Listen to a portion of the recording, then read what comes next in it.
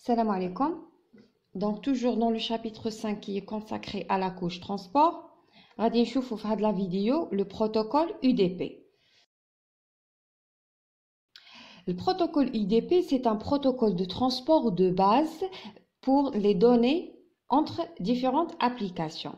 Alors, allez chez un transport de base parce qu'il y a certains services qui disent le protocole TCP, mais au niveau du protocole UDP, comme par exemple le service à la fiabilité.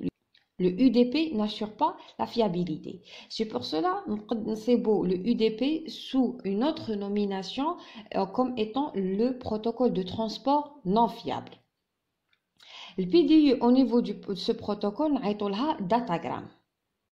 Ce protocole a plusieurs caractéristiques. La première, c'est l'encapsulation, c'est-à-dire qu'il a sa propre en-tête, l'entête UDP.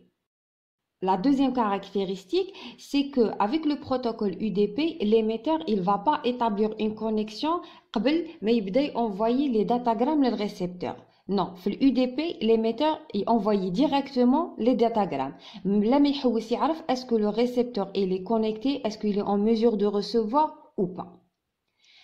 Troisième caractéristique, pas de fiabilité. C'est-à-dire que l'émetteur, quand il va envoyer des datagrammes, radi ma يعرفش est-ce que هادو كاع les datagrammes اللي بعتهم est-ce que وصلوا ولا ما وصلوش. Il n'y a pas de ACK مع le protocole UDP. Quatrième caractéristique, c'est que lorsque le récepteur il est dépassé par le traitement les datagrammes اللي راهم يوصلوه à cause d'une surcharge ou une surexploitation, donc il n'y a aucun moyen باش يخبر l'émetteur باش diminuer le nombre les datagrammes اللي راهم يبعث له. Donc في هذا le cas شا غادي يدير le récepteur avec le protocole UDP غادي يولي tout simplement abandonner هذوك les datagrammes, il va pas les traiter. حتى le moment où il est prêt pour recevoir et traiter les datagrammes, donc شا غادي يدير il va continuer à accepter les nouveaux datagrammes les وصلوا وهادوك اللي يكونوا abandonnés tant pis pour eux. Dernière caractéristique, c'est que les datagrammes qui غادي يوصلوا هنايا au niveau du récepteur, le protocole UDP, il va pas les ordonner قبل ما يفوتهم la couche application. غادي directement يفوتهم dans l'ordre اللي وصلوه.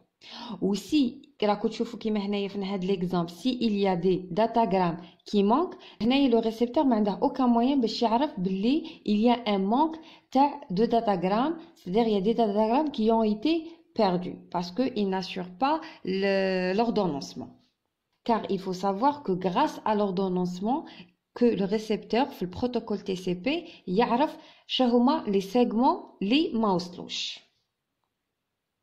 Alors l'entête UDP qui c'est une entête avec une taille réduite. La taille est de 16 octets avec les champs obligatoires, les rahom en gris foncé, plus un champ optionnel. Alors, une taille réduite pour la simple raison qu'il y a des services dans le protocole TCP qui ont été supprimés. Les HOMA, services avec connexion, la fiabilité ou le contrôle de flux. Alors, il y a plusieurs applications qui utilisent le protocole UDP. La première et la plus connue, ce sont les applications de lecture audio-vidéo. Les HOMA, par exemple, la voix IP, le jeu en ligne, le streaming, et ainsi de suite. Alors, pourquoi? Les applications de ce type vont générer une grande quantité de données.